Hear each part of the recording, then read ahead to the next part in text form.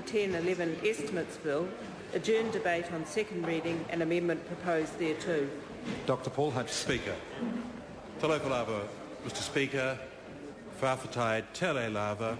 It certainly gives me great pleasure to speak in this appropriation debate following the budget.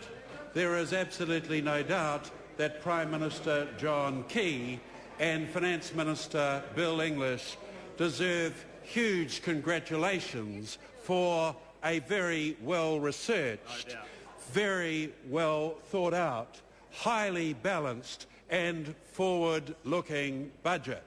And it was very impressive that within the first few hours of this budget being announced, that the Employers and Manufacturers Association said this was the fairest budget for years. This was the fairest budget for years. And it was refreshing to hear Bernard Higgie say this is the most comprehensive, coherent reform of New Zealand's taxation system in more than 25 years. It goes a long way to tilting the economy back towards productive investment and away from property investment. And Mr Speaker, it is highly relevant that the three new major spending initiatives were firstly in health, secondly in education and thirdly in science and innovation. The new funding in health amounted to over $2 billion over the next 4 years, 512 million in this financial year, and that amounts to the biggest increase in GDP in health ever in the history of New Zealand, and that just points out how focused this government is on ensuring that health services in New Zealand are kept up. Yesterday I heard Kevin Haig of the Greens wanting to spend more on health and wanting to tax more. And he went on and he talked about the socio-economic determinants of health being very important and those that were poor were particularly badly affected. And he's absolutely right. But the difference between the Labour Party and the Greens and this progressive national government is that the Labour Party and the Greens would take away money from the successful, would curb incentives and would redistribute that money, whereas this progressive national government wants everybody to benefit from increased economic growth. And Mr Haig should take note of Singapore, a tiny country, size of Lake Taupo, 4 million people, who we used to give aid to 40 years ago, but who now has a per capita income of time and a half hours. But the very significant thing is this.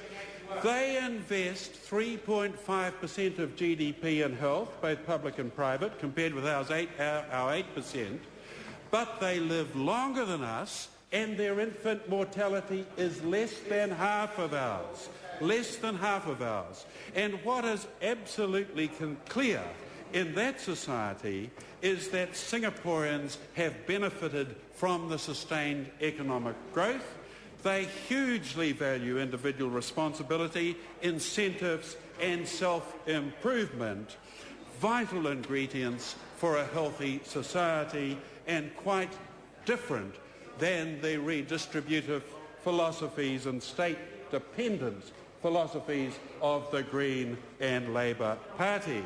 But, Mr Speaker, National's investment in health includes 93 million more for disability support services, and that has to be good, and 59.5 million more to boost National's record in improving elective surgery.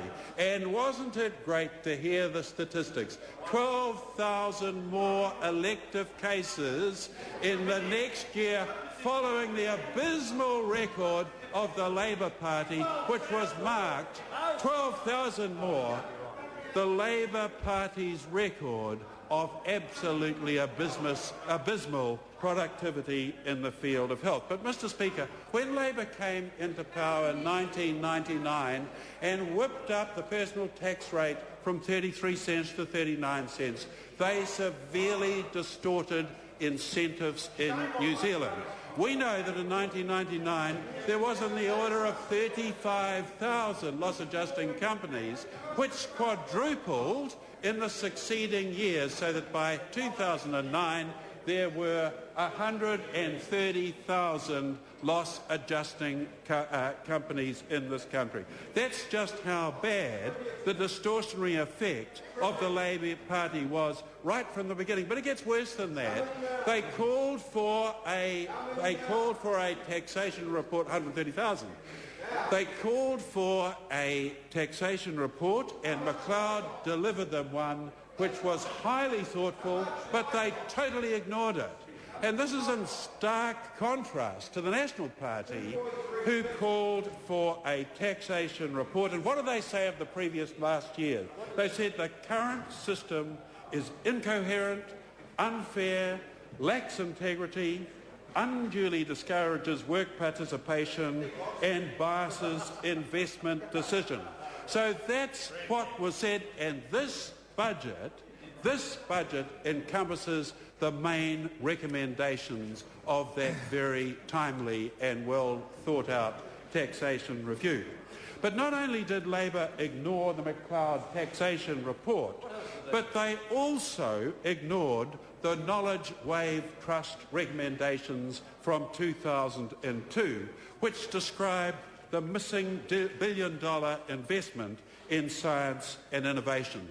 For 9 years over the period of Labor government, the public investment in science and innovation remained static at about 0.54% of GDP, below the OECD average of about 0.68%. But worse than that was the private investment, which indeed did increase slightly from about 0.45 to 5.5% of GDP, but this is a third that of the average OECD investment in science and R&D. And what we know is that countries with consistent economic growth around the world that are about the same size as us, countries with consistent investment in science and innovation have showed consistent higher economic growth than we have, where they have invested more in the field of science and innovation. And I do acknowledge that under Pete Hodgson there were some worthwhile initiatives. He did initiate the Venture Investment Fund. He did with Steve Mahari initiate the Centre of Research Excellence, and he did indeed set up or promote the commercialisation centres attached to our universities. But what the Labor government failed to do until the eighth year was bring in the so-called Fast Forward Fund and the taxation credits, which were poorly thought out and were far too late. So it is highly significant that National has focused on the increased investment in science and innovation in the early stages of a long and progressive government.